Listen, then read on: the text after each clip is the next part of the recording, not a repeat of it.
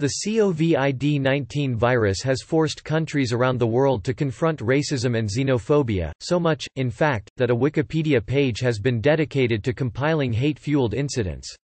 In the United States, an Asian woman wearing a face mask was physically assaulted in New York City by a stranger who called her diseased. In the United Kingdom, football player Dele Alli faced backlash after posting a Snapchat video of himself wearing a face mask and mocking an Asian man. In France, the hashtag Je ne suis pas un virus began trending in response to racist attacks. The phrase translates to "I am not a virus." South Koreans, too, are now forced to take a hard look at its anti-Chinese racism as panic begins to take root. The number of confirmed coronavirus cases spiked from about 28 on February 12 to 204 and one death as of February 21.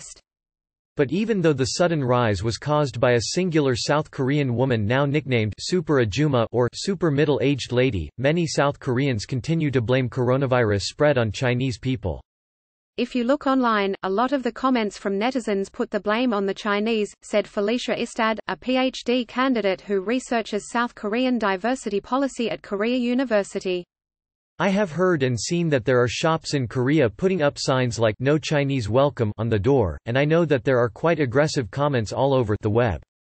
South Korea's relationship with China has always been somewhat geopolitically fraught, from the THAAD missile crisis to Beijing's semi-supportive relationship of North Korea.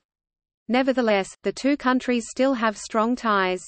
China is South Korea's largest trade partner in both imports and exports, and Chinese travelers account for the largest portion of tourists to the country, making up about 34% of total visitors in December 2019 alone.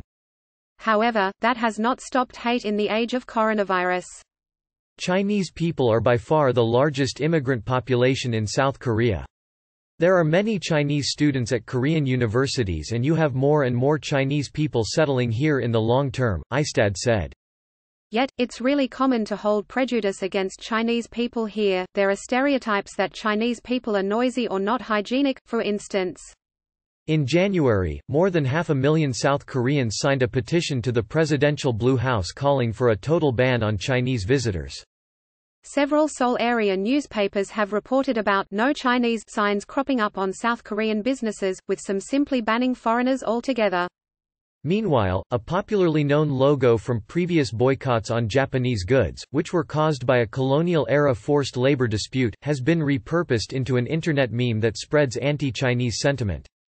Instead of "No Japan," the meme says, "No China, no thank you, fine dust pollution and Wuhan coronavirus.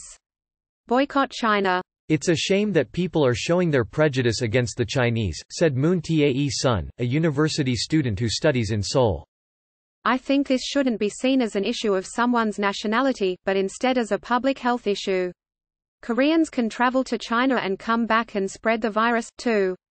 I am hesitant to admit it, but I do avoid Chinese tourists when I see them walking around the city, said Cho Ym, an office worker living in Seoul who asked to have her first name abbreviated, for fear of retribution.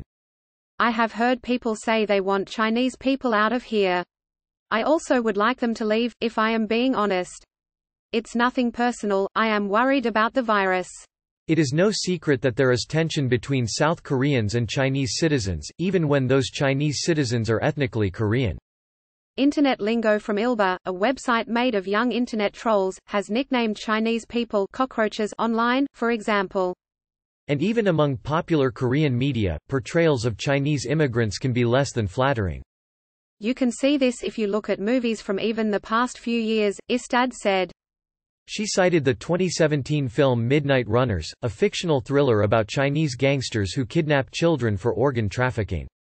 The movie was so offensive to some Chinese residents in South Korea that a few dozen protested, asking director Kim Joo-hwan to apologize and retract it.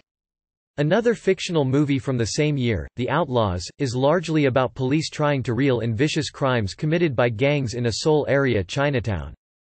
There are quite strong perceptions about those areas, that they are rampant with crimes, that there is prostitution, organ trafficking, a lot of violence, and I think in part this comes from news portrayed of Korean Chinese in South Korea, Istad said. The stereotype is that they make their living off illegal activities. So, whenever there are crimes committed by Chinese or Korean Chinese people, the news will describe them as such, rather than saying it's just a violent crime committed by a generic individual. More and more, we are also seeing these movies that portray these areas as places of violence and illegal business dealings, Istad said. It is hard to tell where exactly the racism and animosity come from, but tension over real estate and South Korea's hazardous air have been long-standing, even before the coronavirus outbreak. Some South Koreans blame Chinese investors for allegedly overly developing Jeju Island, a popular vacation destination south of Busan, while others blame China for its high concentration of fine particulate matter pollution, which is linked to serious health problems. It is unclear how much responsibility China truly bears for South Korea's already existing industrial air problems, but some South Korean citizens have even tried suing Beijing over the issue. I really think in Korea, this issue around the coronavirus is fueled by pre-existing anti-Chinese sentiment, Istad said. At least one South Korean scholar, however, said anti-Chinese sentiment is not as prevalent as one may think. Do I see a lot of anti-Chinese sentiment in South Korea? Not really, said Andrew Yoongi Kim, a sociology professor at Korea University. Yellow dust in the past was one of the major issues with China, as well as fine particulate matter, but the anti-Chinese sentiment is not comparable to what Koreans experience with Japan, for example.